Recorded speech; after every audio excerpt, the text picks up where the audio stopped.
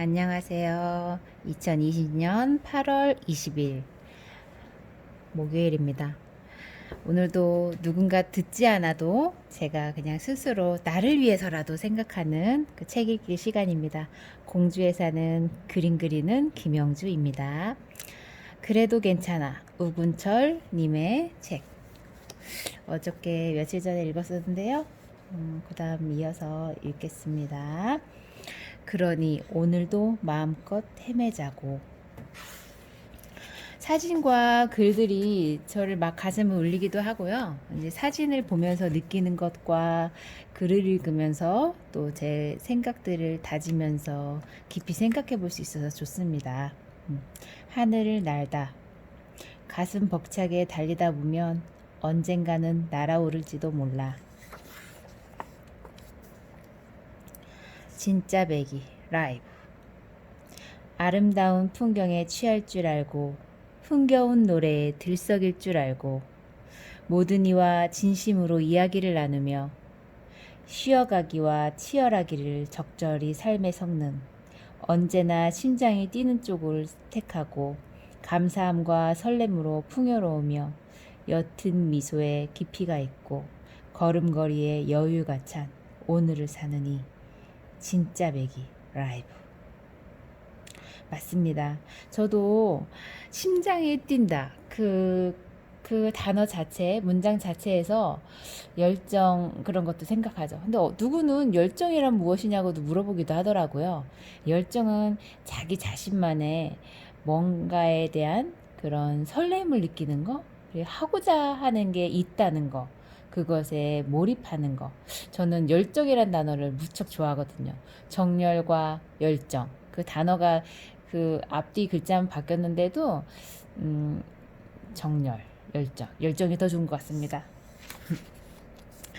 잘 바쁘기, 바쁘게 사는 걸 잘 사는 걸로 착각할 때가 있지 뭐야. 쉼이 어색하니 일단 무작정 뛰는 것처럼 말이야. 숨 고르기, 그리고 잘 바쁘기.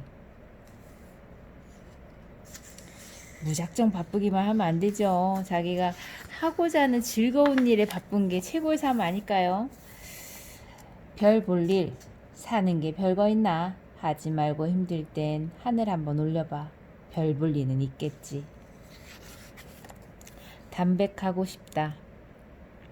웃으면서 살고 싶다 하면 권위와 체면 따위 내려두면 되고, 좀 쉬고 싶다 하면 훌쩍 기차표를 예매하면 되고, 사랑을 하고 싶다 하면 일단 누군가의 손부터 잡으면 되고, 그림 같은 사진을 찍고 싶다 하면 미술관 찾으면 되고, 미술관을 찾으면 되는 것처럼 만사 이렇게 담백하면 얼마나 좋을까. 담백이란 여기서 단어처럼 단순하다, 단조롭다, 뭐 그렇게도 의미가 되겠지만 사는 게 너무 복잡할 때는 나중에는 거르고 하다 보면 단순해지기도 좋더라고요. 단순해지는 삶이면서도 뭔가에 집중할 수 있는 거, 그게 담백한 삶인 것 같습니다. 저도 그림을 그리는 사람이지만 그림을 그릴 때 책이 더 중요하고 더 필요하다고도 생각이 드는 것 같아요. 생각을 하면서 무언가를 표현하는 거, 저가 그림을 표현할 때 도구를 이용해서 하겠지만 때로는 손으로도 이용해서 그리겠죠. 작업을 하겠죠. 근데 새로운 것을 생각하면서 그것을 마음으로 와닿고 종이에 캔버스에 옮길 때, 그리고 생각을 하면서 생각의 깊이를 좀 더 들어가서 할 때도 책을 읽으면서 많이 마음이 깊어지는 것 같아요. 그래서 중요하게 생각하고 저한테는 그런 거에 집중하고 싶기도 합니다. 그들의 존재 이유는 날기 위해서이기 때문에. 존재의 이유. 새끼 독수리가 첫 비상을 할 땐 가장 높은 절벽에서 날개를 펼친다. 자칫하면 벼랑 끝으로 떨어질지도 몰라. 더듬더듬 발을 옮기며 어미에게 배운 대로 파드닥 익숙지 않은 날개짓을 연습한다. 어미 독수리가 먼저 시범을 보이듯 구름 너머로 자취를 감춘다. 구름대가 유유히 눈앞에 흐르고 귓가를 흐르는 바람소리만 맴돈다. 한 발 한 발 내밀 때마다 굴러떨어지는 돌멩이 소리가 아득하게만 들린다. 눈을 질끈 감든 난 할 수 있다고 이를 바드득 물든 될 대로 되라지 무대포로 무장하든 새끼 독수리의 첫 비상은 한치의 망설임 없이 전진으로 시작한다. 그리고 아직까지 이곳 절벽 밑으로 떨어진 새끼 독수리는 없다. 그들의 존재 이유는 날기 위해서이기 때문에. 아슬아슬 균형 잡기. 두 팔을 쭉 뻗고 한 걸음 한 걸음 균형을 맞추어 나아간다. 때론 세상 사람들의 충고와 잔소리에 치우치며 흔들리기도 하고 제자리에서 허우적거리며 땅을 짚기도 한다. 그래도 고집이란 놈의 파이팅에 다시 올라 걷다 보니 조심스레 내딛던 발걸음이 부쩍 과감해진다. 소신이라 하기엔 너무나 거창하고 객기라 부른다면 버럭 화를 내고 마는 아슬아슬 균형 잡기. 수차례 곤두박질로 무릎은 까지고 이젠 사람들의 관심받 구경거리일지라도 두 팔을 쭉 뻗으며 엄지발가락에 힘 바짝 준 당신. 그리고 진하게 새겨지는 당신만의 발자취.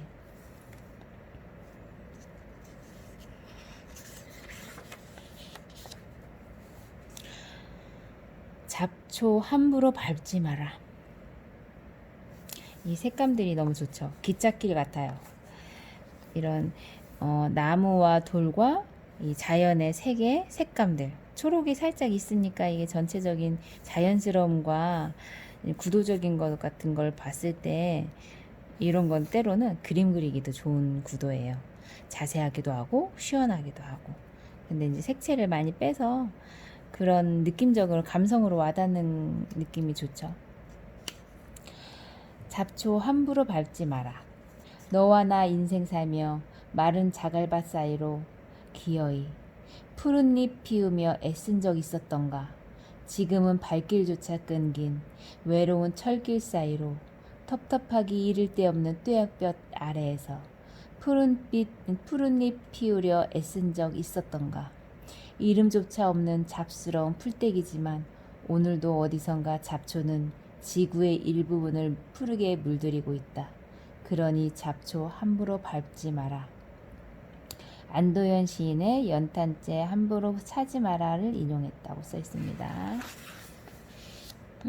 어머나, 게르 같아요. 몽골 친구들, 애기들 같기도 하고. 재미없게. 당신은 뭐가 그리 힘들어해요? 재미없게. 재미로 살 수 있으면 얼마나 좋을까요? 재미없다는 말은 바닥으로 추락하는 기분이 듭니다. 삶을 재미라는 거는 자기가 하고 싶다는 게 있는 게 재미랄 것 같고요. 그리고 뭔가 마음이 어느 정도는 편안해야 되겠죠.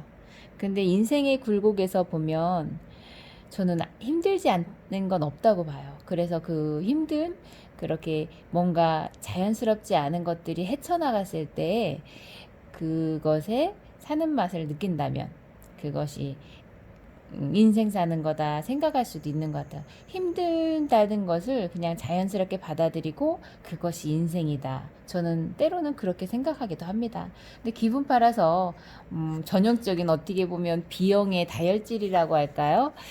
저는 그렇기 때문에 조금 오르락 내리락 하는 그런 감정이 있긴 하지만 기본적으로는 힘든 것을 삶을 당연시 여기고 그것에 제가 받아들이면서 헤쳐나가려고 노력을 많이 하고 있습니다. 중간중간 흔들리다가도 다시 회복 탄력성이 좋죠. 탄성력? 회복 탄성력?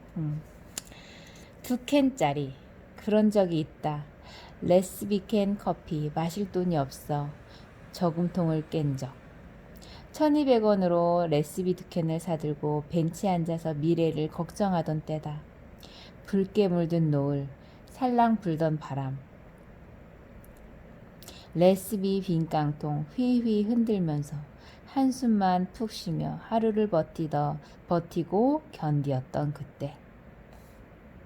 돌이켜 생각하면 조금 덜 고민하고 조금 덜 암담할 걸.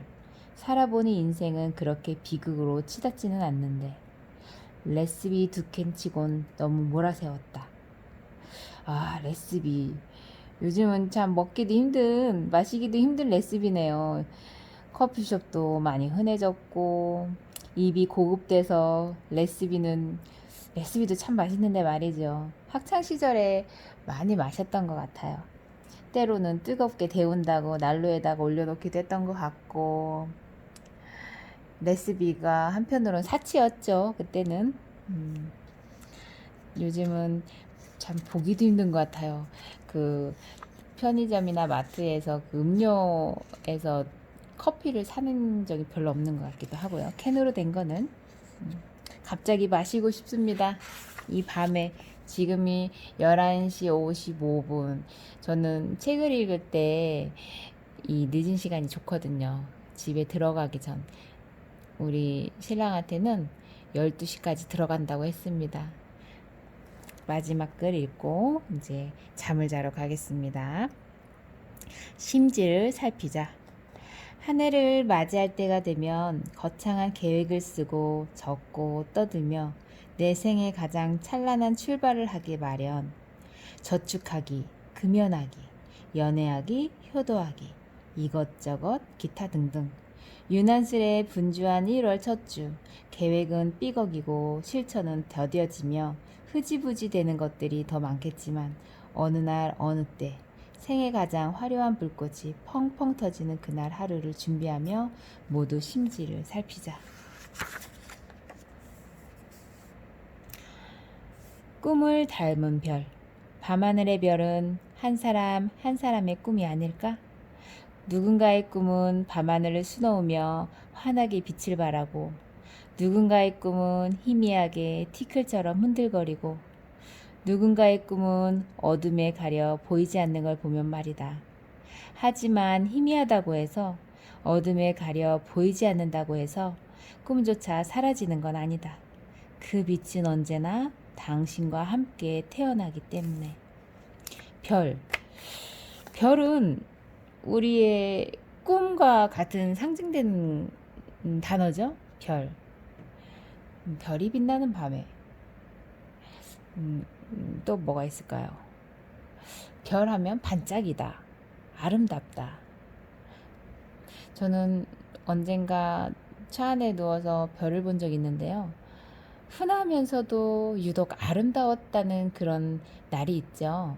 그래서 별 보면 그때 그 시간이 떠오르고 그 시간이 행복했기 때문에 별 하면 그 생각이 이제 자연스레 떠오르기도 해요. 그러니까 누군가에게 별에 대한 추억이나 아니면 별을 회상하면 거의 좋은 내용들이 많을 것 같아요. 꿈을 닮은 별. 오늘 여기까지 읽습니다. 감사합니다.